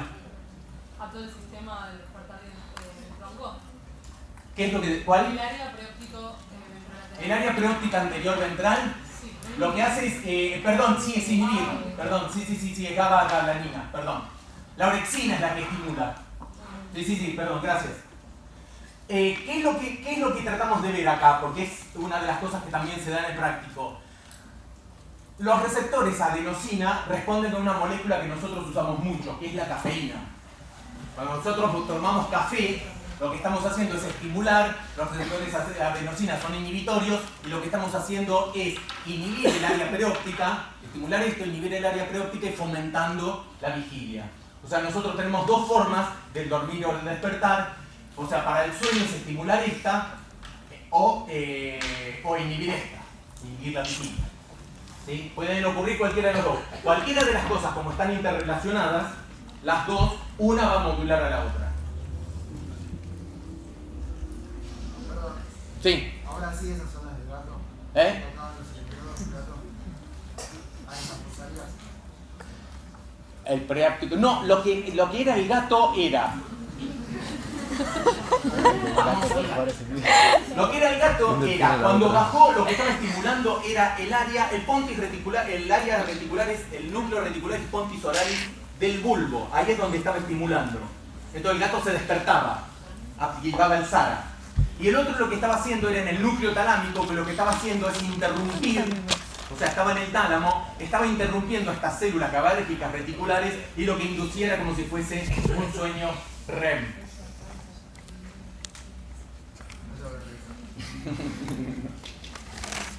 ¿Te gustan los gatos?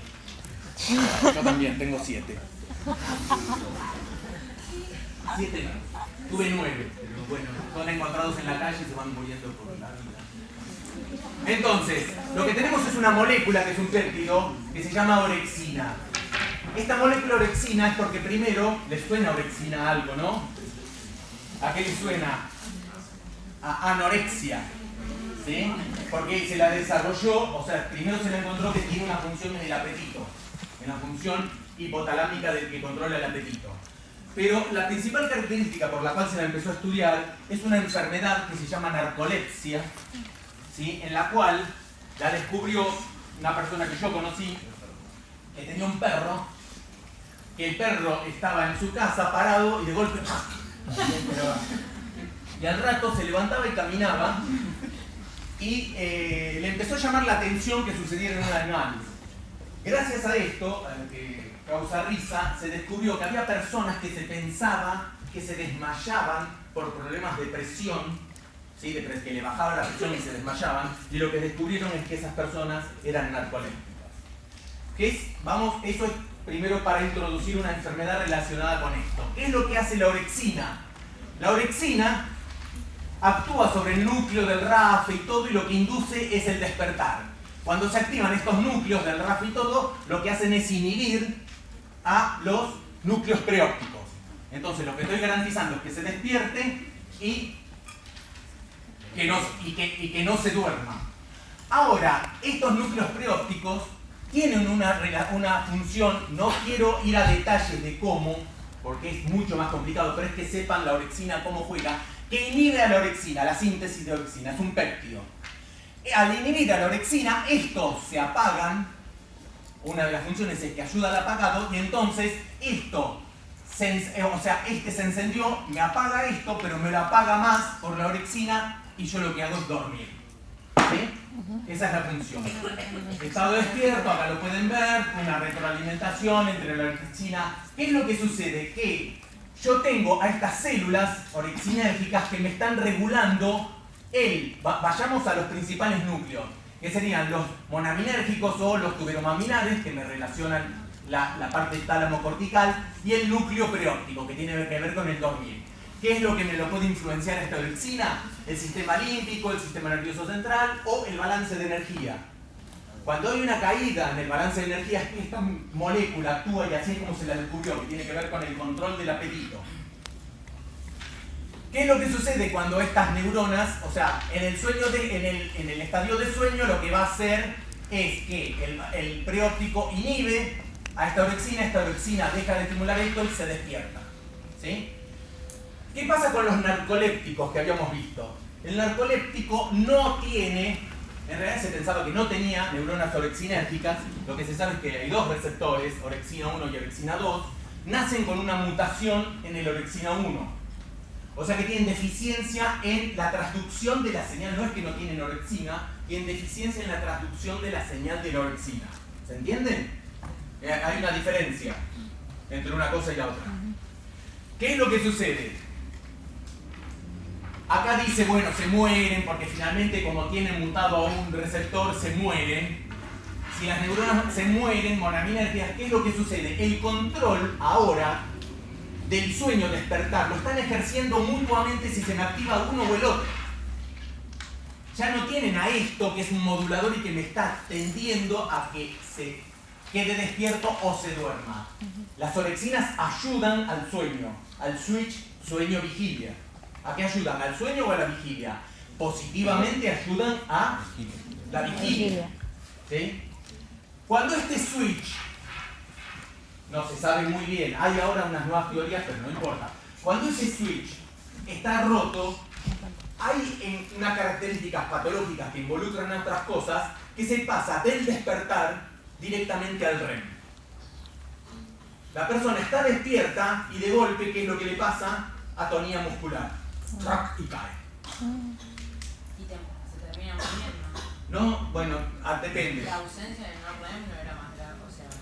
No, porque es un periodo muy corto, la persona puede dormir, no es que no va a poder dormir ni nada, después además, bueno... Tiene que depender de las circunstancias con estrés, o sea, hay circunstancias especiales en las cuales la persona pasa del estadio al REM. Es una patología que involucra mucho más, porque ustedes, si se ponen un poquito más finos, me pueden decir, bueno, pero es imposible que se caiga y se quede tendido. ¿Por qué? Por ejemplo. En el REM, ¿qué teníamos? Atonía, pero ¿qué teníamos? Claro. Tenemos toda la parte semanto-sensorial, entonces cuando me caigo y recibo un golpe muy fuerte, eso me podría servir de estímulo.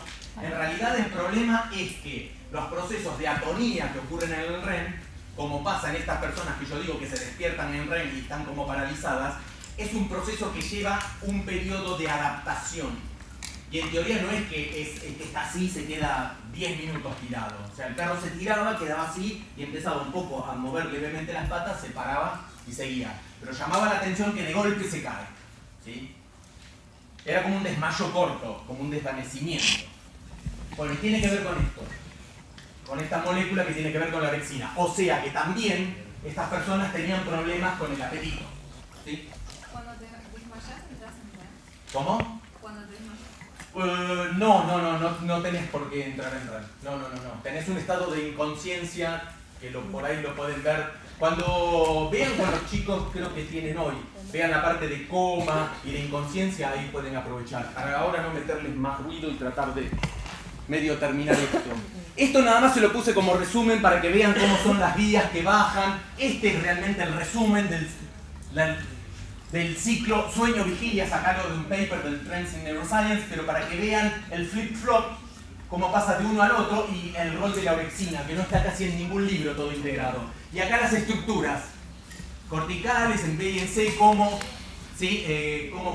van activando esto que ven acá. El BF es el basal forebrain, que son esas neuronas colinérgicas del núcleo de Meiner. Voy a ver una panchilla, boludo. Bien, REM. Sí. Bueno, evolución, cómo se va evolucionando los signos los fisiológicos, los parámetros fisiológicos durante el sueño. Claramente la tasa cardíaca baja, después el REM vuelve a activarse. O sea, REM es como si estuviese un estado, se llama paradójico, porque es como si estuviese despierto, ¿sí?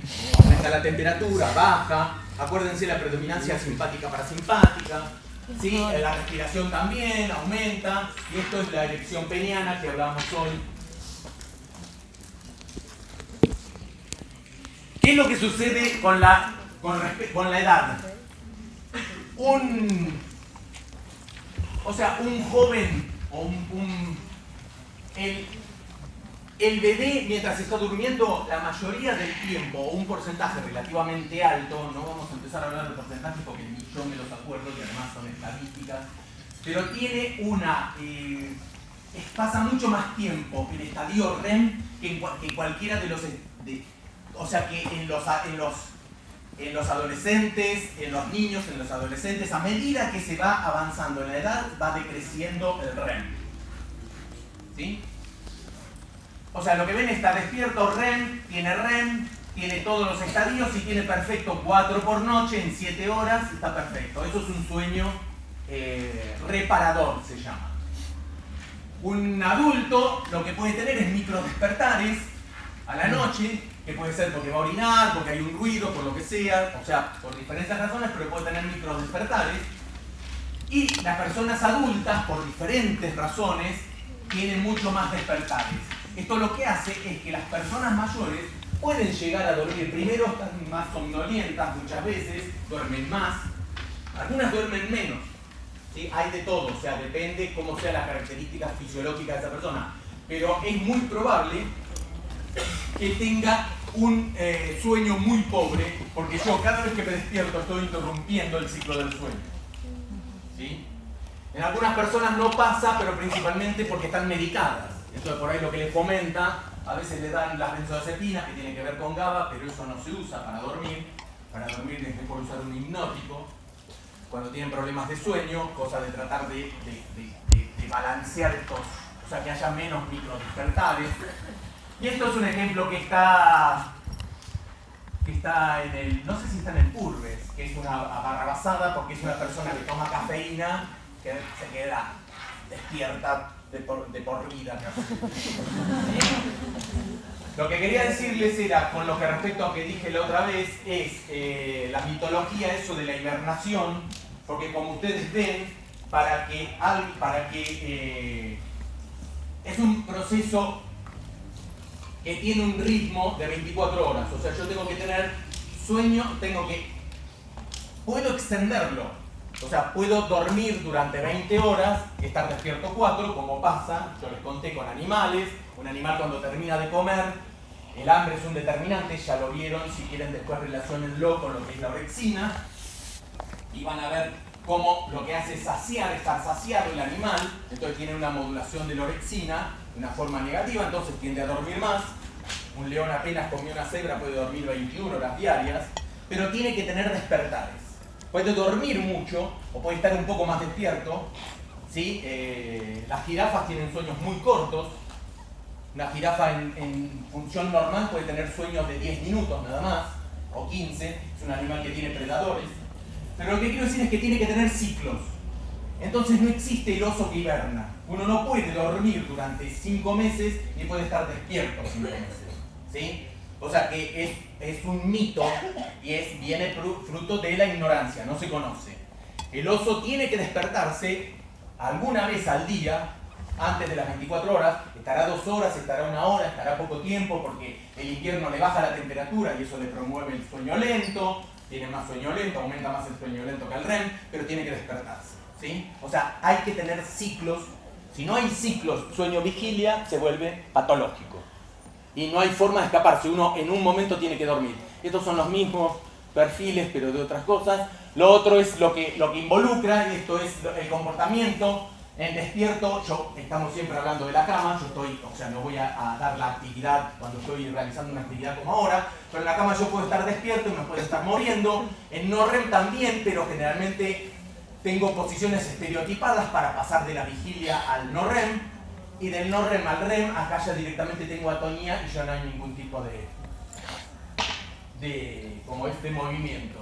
Lo que tengo es, en el despierto, tengo una inhibición aminérgica y una excitación colinérgica que se invierten en el REM. Ahora vamos a ver, no importa esto, porque depende del tipo de células. Lo otro de Hobson, que me parece a mí interesante, es que lo que midió son pensamientos. Es un trabajo muy complicado como lo hizo, pero lo que se postulaba era que cuando yo me despierto y recuerdo el sueño es que estoy en REM. O sea que los sueños solo ocurrían cuando yo estaba en REM. En realidad lo que él descubrió, despertando a personas trabajando durante 35 años, que en el no REM también hay sueños. La diferencia es que los sueños de no REM son sueños que son lógicos, es como la realidad. Todos los sueños que tienen que ver con cosas alucinatorias, que yo soy de mayor tamaño, o me están corriendo y yo corro y no me muevo del lugar, todas esas cosas que no ocurren en la vida real, ahí la mayor probabilidad es que yo me esté despertando en un sueño REM. En el no REM es mucho más lógico como es la realidad, que es lo único que dice esto, más o menos. Esto sí, la neuroquímica del sueño, lo que tienen que saber es que en la vigilia tenemos la función aminérgica y la colinérgica. En la vigilia las dos están arriba, en la no REM las dos están abajo, y en la REM la aminérgica está abajo, pero la colinérgica está arriba. Acuérdense de esa neurona que se activa colinérgica y que sube y me inhibe a la GABAérgica. Entonces van a poder asociar que en REM tengo una función colinérgica, o sea de acetilcolina. Estos son en el tronco encefálico, son neuronas REMOS y REMON, como van una detrás de la otra, dependiendo cuándo es REM y cuándo no es REM. Acá tienen, una es colinérgica y la otra es serotoninérgica. Acá tienen una descripción de cuándo aumenta, cuándo baja, para que tengan el dato si no lo encuentran en el libro. Esto es lo mismo. Esto es nada más que un esquema de todo lo que sucede en el no REM y el REM, que ya lo estuvimos hablando. Puede haber la consolidación de memorias, restaurador, no restaurador, pero esto es lo importante. En el REM tengo un cerebro activo en un cuerpo inactivo, y en el no REM tengo un cuerpo activo en un cerebro inactivo. ¿Sí? Inactivo, ¿a qué me refiero? A la respuesta a las partes somatosensoriales, ¿sí? No significa, es una regla mnemotécnica. Esto es un resumen de todo lo que vimos, lo que tenía que ver al principio, que eso lo tienen en el Cardinali. Este capítulo está muy bien en el Cardinali porque era un profesor de esta materia que escribió un libro que en parte es una traducción del Kandel, pero agregada con otras cosas, y trabajaba en sueño. O sea, su tema específico. Entonces está muy bien explicado, es corto y está muy bien explicado. Y este es un diagrama para que vean todo lo que vimos recién, todo lo que vimos, la parte mesopontina, todo cómo se está regulando está en este diagrama. Mírenlo después, cualquier cosa preguntan, no hay problema. ¿Cuáles son? Hay trastornos del sueño. La clasificación son disomnias, es difícil conciliar el sueño, las personas que no se pueden dormir con facilidad. Insomnio idiopático, ¿por qué? Porque tomo unos medicamentos que no lo fomentan el dormir. ¿Sí? Insomnio de altitud, porque cuando cambio con la actitud me cambian varios parámetros, no vamos a ver qué, los principales son todos que tienen que ver con el sistema circulatorio, me aumenta el número de glóbulos rojos, se me achican en tamaño, la presión parcial de oxígeno cambia, hay varias cosas que cambian que hacen que se trastorne este sueño. Y estas neuronas hipotalámicas son muy sensibles. La hipersomnia, que se duerme de más, narcolepsia es uno de ellos, el trastorno de piernas inquietas, ¿sí? Que las personas tienen movimientos esporádicos, tiene que ser patológico, que se vuelve, que directamente está todo el tiempo moviéndose las piernas. Los otros son las parasomnias asociadas a enfermedades, depresión y Parkinson tienen problemas, diferentes reflujo gástrico o esofágico hacen que el sistema somatosensorial esté muy activado y tienen también problemas para dormir, las parasomnias, que son breves despertares, que pueden ser por pesadillas, pueden ser, generalmente son asociadas al REM,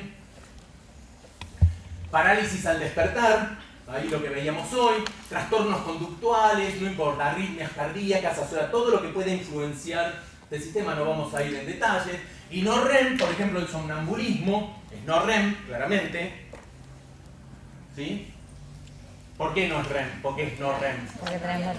Claro, porque si fuese REM tengo atonía muscular, entonces si camina es muy complicado. Terror nocturno, movimientos rítmicos de inducción, el bruxismo, ¿sí? Que es una de las causas últimamente que causan más despertares, microdespertares, por una cuestión de estrés. Las personas empiezan a contraer el macetero y el bruxismo, el problema de orinar, la distonía, calambres por una baja calemia, ¿sí? El insomnio, hay diferentes, por inducción, por mantenimiento, no se los voy a dar, terrores nocturnos, ¿qué? Pesadillas, con qué involucra, sonambulismo, enfermedades comportamentales de REM y REM sin atonía, diferentes síndromes de piernas inquietas. Esto es importante, el síndrome lo pongo acá, porque lo otro más o menos lo van a ver en los libros, o con esto más o menos es suficiente. El síndrome de piernas inquietas es para llamar la atención, porque no es el que por ahí mueve un poquitito las piernas a la noche, sino que realmente tiene movimientos repetitivos y medios como si fuesen sacádicos, porque las personas que presentan un síndrome de piernas inquietas tienen alta probabilidad en un futuro próximo de tener Parkinson. Es uno, no sé si saben que es el cuenta Rosario, o sea, la persona que está parada y empieza a hacer esto, con estos dos dedos así, es lo que se llama el conteo del Rosario, porque los que rezaban, sí, los católicos que rezaban, iban pasando esas bolitas, que eran, no sé, los Padres Nuestros, alguno de esas cosas, iban pasando y contaban, y cuando hacen esto, es lo que se llama el contar del Rosario, y hay alta probabilidad de que empiece a tener problemas de Parkinson, podrían deducirlo con qué parte tiene que ver, con la vía directa, indirecta, o la parte cerebelosa, y todo eso lo podrían deducir si se ponen a pensar, y el de las piernas inquietas también.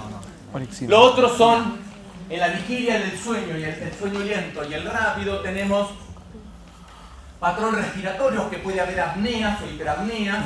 Las apneas, nada más porque van a ver en el práctico, pueden ser a nivel central o periférico, obstructivas, ¿sí? Hay centrales y periféricas. Periféricas claramente tiene que ver con algo que pasa en el pulmón y responde, y el otro es un problema a nivel central que no puede regular los músculos pulmonares. Pero es para que vean que hay problemas centrales y periféricos. Generalmente lo que se hace es una polisomnografía, que se le pone, o sea, vamos a ver ahora un perfil, esto tiene que ver con las apneas, pero lo van a ver en el práctico. Una polisomnografía tiene todos estos detalles. Lo que se puede ver es electromiograma, electroculograma, los estadios de REM se pueden clasificar, la presión parcial de oxígeno, se hace ese estudio general de todo el metabolismo para poder clasificar dónde está el problema. Porque no sabemos si es un problema central, un problema periférico, un problema metabólico, un problema de obstrucción, un problema externo. Entonces lo que se hace es una persona que se tiene que pasar una noche con toda llena de electrodos, se trata de sacar la mayor información posible. ¿Qué hora es? ¿Ya es la hora? Niveles de conciencia no vamos a ver, lo único que podemos ver, porque tiene que ver, o sea, esto también lo pueden llegar a ver por ahí, algo lo ven en el práctico, que tienen que ver con la lucidez, que tiene que ver con la parte de orientación espacial, la obnubilación, que tiene una respuesta menor hacia un estímulo, el estupor, se hace en cama, no cumple con actos motores simples, y lo principal que van a ver por ahí es el coma, que no responde a ningún estímulo, de cómputo pasivo y conserva una actividad vegetativa. Las causas: intoxicación, drogas, alcohol tóxicos, anomalías metabólicos, por una hipoglucemia, hiperglucemia, cetosis, enfermedades o infecciones del sistema nervioso central, un ACV, traumatismo cráneoencefálico, que tendría que ver por ahí con un ACV hemorrágico o no. Todavía no vimos si es verdad ACV, porque ustedes ahora lo van a ver juntos, lo vamos a ver juntos. Convulsiones o por proceso de hipoxia, que tiene que ver también con el ACV. O sea, el coma es un estadio en el cual uno no se puede recuperar no hay forma de poder salir rápidamente. Y otra cosa es la diferencia entre coma y estadio vegetativo. El coma tiene un periodo relativamente corto de esta cosa de inconsciencia, y cuando se habla de estuvo en coma durante 3 meses, no es coma, ya pasó a estado vegetativo. O sea, el coma es algo que se recupera, tiene ciertos... Creo que en el práctico van a ver y pueden charlarlo un poco mejor, porque hay un problema sobre eso, sobre qué es realmente lo que el coma puede sentir o no, o sea, qué es, cuándo puede ser reversible, cuándo no, pero no da para poder explicarlo. La escala de Glasgow, que la van a ver para determinar el estado de coma, la tomografía, todo esto ya lo vieron, descerebración, decorticación, ya lo vieron, ¿no?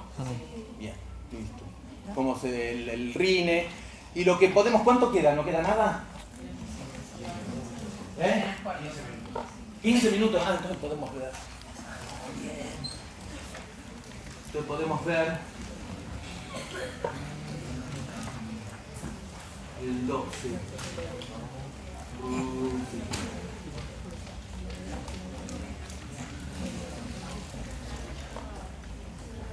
En la clase que viene, pero no vamos a ver memoria porque es... Vamos a ver esto al principio, después pasamos a la clase que viene. Funciones, lo ideal es el tándem. En memoria, el tipo es premio Nobel por sus trabajos en memoria. Está muy complicado porque tiene muchos capítulos. El Purvis está bien. No sé en español, eso no les puedo decir. Yo no leí, o sea, estoy demasiado quemado con las traducciones que las agarra cualquiera, y bueno, si no leen inglés, pueden ver el B.C. Taylor, el Cardinali, también en memoria no está mal. Es una persona que sabía inglés, entonces cuando escribió el libro lo tradujo bien y no en forma literal, es un profesional. En cambio el problema es que los libros los escriben profesionales, pero los traducen personas que traducen literalmente muchas veces. Ese es el problema del Purves. Hay algunos capítulos que los tradujo alguien que no sabe nada de ciencia y es... Bueno, lo que vamos a ver son lo que se llaman funciones superiores, que no sé muy bien yo qué es, pero se llaman funciones superiores cerebrales, que es, a partir de ellas el ser humano puede realizar actividades complejas como registrar experiencias nuevas, recordar otras pasadas, que eso tendría que ver con la memoria, que en teoría viene ahora después de esto, pero no lo vamos a ver, lo vamos a ver en la próxima porque es muy largo el tema, comunicarse mediante un sistema gestual, oral, escrito, o lo que es, o sea, son todas funciones complejas. Ejecutar movimientos aprendidos, que parece muy simple pero no lo es, vamos a ver. Aprender de la experiencia previa. Eso es más difícil todavía, sobre todo para los argentinos. No aprendemos de las experiencias previas, sino se ve en las elecciones. Como decía, hoy me acordaba, ya que daba sueño, no terminamos, pero en la radio me hicieron recordar una frase de Galeano, no sé si saben quién es, Eduardo Galeano, que es un escritor uruguayo que se los recomiendo. Un libro muy interesante, se llama Patas para arriba. Él dice que el mundo está, lo que hizo el hombre al mundo ponerlo patas para arriba. Un ejemplo muy simple es, el banco que tiene plata le presta plata a los que tienen plata y no a los pobres. Y el rico no precisa plata. Entonces los créditos de los bancos deberían ser para los pobres y no para los ricos, que ya tienen plata. Entonces a partir de ahí desencadena todo. Y lo que decía es, si no nos dejan soñar, no los dejemos dormir. Y me parece brillante. Bueno. Todas las actividades van estrechamente ligadas a nuestros sentidos. Claramente, todo lo que hacemos tiene que ver con la percepción. Nosotros no generamos respuestas. Todas las respuestas que generamos tienen que ver con lo que percibimos, ¿sí? O sea, puede estar pasando algo a mi espalda y si es visual, yo no lo percibo, entonces yo no tengo una respuesta. Entonces, todo tiene que estar por los sentidos. Puesto que si uno de ellos está afectado, no se podrían realizar ninguna actividad de las funciones con éxito. Eso tiene o sea, los ciegos pueden realizar un montón de actividades, hasta pueden leer. ¿Sí? Está bien, no pueden ver un paisaje, pero pueden leer. Y sin embargo, no tienen el sistema visual. Hablando de eso, no sé si saben, un ciego, lo descubrió Robbins en Ann Arbor, que un ciego cuando lee en braille se le activa la corteza visual. O sea, para su cerebro, si yo mirara su cerebro, cuando lee en braille, él está viendo. Si yo mirara nada más que su cerebro. Atención y motivación, esto lo vamos a ver en la clase que viene, todos juntos. Aprendizaje y memoria, lo vamos a ver también en la clase que viene. Lenguaje y habla, la clase que viene. Funciones intelectuales, no lo vemos porque no sé de qué se trata. La verdad que yo no conozco ninguna intelectual ni ninguna función asociada a los intelectuales. Conductas dirigidas, eso sí, que se llama la dirección de comportamiento en la clase próxima. O sea, no vamos a ver nada ahora. Son solo los títulos, pero para retenerlos acá y para que me insulten los ayudantes porque no les mando tiempo. ¿Qué es definición? Funciones superiores. Son las capacidades que ponen en juego la integridad de un sistema de organización de información perceptual, o sea, lo que hace es juntar la información visual, auditiva, táctil y poder formar una idea. Yo no me hace falta ver una rosa, yo por ahí oliendo, si me ponen el estímulo del olor, yo me puedo recrear la imagen de la rosa en mi cabeza. Y solo estoy recibiendo una información olfatoria. Entonces integré la información. Lo importante de esto es que en cuanto más información integre, más fuerte va a ser la memoria que pueda formar, que es para la próxima. La rememoración del aprendizaje anterior, que es la evocación de un aprendizaje. La integralidad de mecanismos córticos subcorticales que sustentan al pensamiento. O sea, todo lo que tiene que ver con la elaboración de una propiedad que no la recibí, o sea, no recibí la información, yo la elaboro a partir de asociaciones. Eso es lo que para mí es más parecido a inteligencia. La capacidad de tratar dos o más informaciones o eventos simultáneamente. Yo puedo estar leyendo y además de eso yo puedo estar recibiendo cierta información del exterior que me permita distraerme. No es que me pongo a leer y pierdo todo el contacto con el mundo. Esto es todo lo de memoria, esto es todo lo que vamos a ver de memoria. Y el próximo es todo esto y otra igual, pero de funciones superiores. Todo esto. ¿Ya vieron ustedes el LTP, no? ¿De ti? ¿El LTP y el LTD? Sí. Listo, no lo van. Listo, no lo vemos, esto no lo vemos, esto no lo vemos, esto no lo vemos, no lo vemos, no lo vemos, no lo vemos. Tenemos que ver todo esto, Alzheimer, funciones ejecutivas. ¿Dice algo ahí? Funciones ejecutivas, ¿qué son? Tienen que ver con el alerta y la motivación. O sea, el alerta y la motivación van de la mano. A mí me llama la atención algo y eso me motiva a tratar de perseguirlo. Y tiene que ver también con la memoria. Percepción, procesamiento de almacenamiento de información, programación, control. Bueno, hay una organización jerárquica que se establece a nivel cortical, principalmente. Estas funciones ejecutivas, hay mucha gente que dice que no existen y realmente lo que están haciendo es justificar la funcionalidad de la corteza prefrontal, que es la corteza prefrontal es la que tiene que ver con la toma de decisiones. Cada vez que hay una toma de decisión, el que decide qué hacer o no hacer tiene que ver con las partes de la corteza prefrontal. Concepto: la habilidad de mantener un set de operaciones para resolver problemas flexiblemente, conjuntos de procesos responsables de conductas dirigidas. Lo que vamos a ir, las bases neurobiológicas. Esto es puro bla bla. Eso no importa. Esto sí que es importante, es el sistema límbico. ¿Ustedes ya lo vieron o no? Sí, ¿no? El circuito de Papez. Sí, que tiene que ver con todo lo que tiene que ver con la parte emocional de la amígdala, el hipocampo, la formación de memoria, los tuberos mamilares, el control o sea, tiene que ver, integra todo lo que vimos, ahora todavía no lo vimos, pero integra la parte de memoria, de emoción que vamos a ver, con la parte de toma de decisiones, con la parte de sueño, que también tiene su parte, el del despertar. Y lo que tiene que ver es cómo yo establezco relaciones entre un hecho pasado, un estímulo sensorial, que me provoca una activación del cerebro, me genera una respuesta y después lo que sucede es que ante una misma respuesta que tiene que ver con memoria pero participa, o sea, la parte de memoria es nada más esto y parte de la amígdala, yo ante un estímulo igual, yo tengo una respuesta como si fuese autonómica. O sea, yo tuve una experiencia negativa con que vi una serpiente y me picó, y yo después veo la serpiente y ya hago freezing, empiezo a transpirar, no es algo que tenga directamente, o sea, hay un control como que sobrepasa la parte la parte consciente o la parte... Este es el caso que vemos, que esto es lo que quiero mostrarles. Phineas Gage, que es famoso, tuvo una lesión en 1848, es una persona, hoy se sabe mucho más. Si quieren saber más sobre esto, hay un libro de un tal Antonio Damasio, que es un neurólogo de la Universidad de California en Los Ángeles, que se llama El error de Descartes, y que es un libro excelente donde explica todo esto, que tiene que ver con las funciones ejecutivas. Esta persona trabajaba en el ferrocarril, era un capataz, era una persona brillante, lo habían puesto a cargo porque era una persona que tomaba decisiones rapidísimo, lo querían todos, y en un momento hubo medio una huelga, o había algunos, por un problema de paga, no se habían puesto a trabajar, y él quería seguir haciendo eso, que era dinamitar las montañas, y lo que hizo es, en ese momento se dinamitaba de una forma diferente a lo que se hace ahora, no se ponían los cartuchos de dinamita, se pone estopa, se pone piedra, se pone la pólvora, se pone estopa, se machaquea y después se mete una mecha y eso, bueno, y se tapa con tierra y provoca la explosión.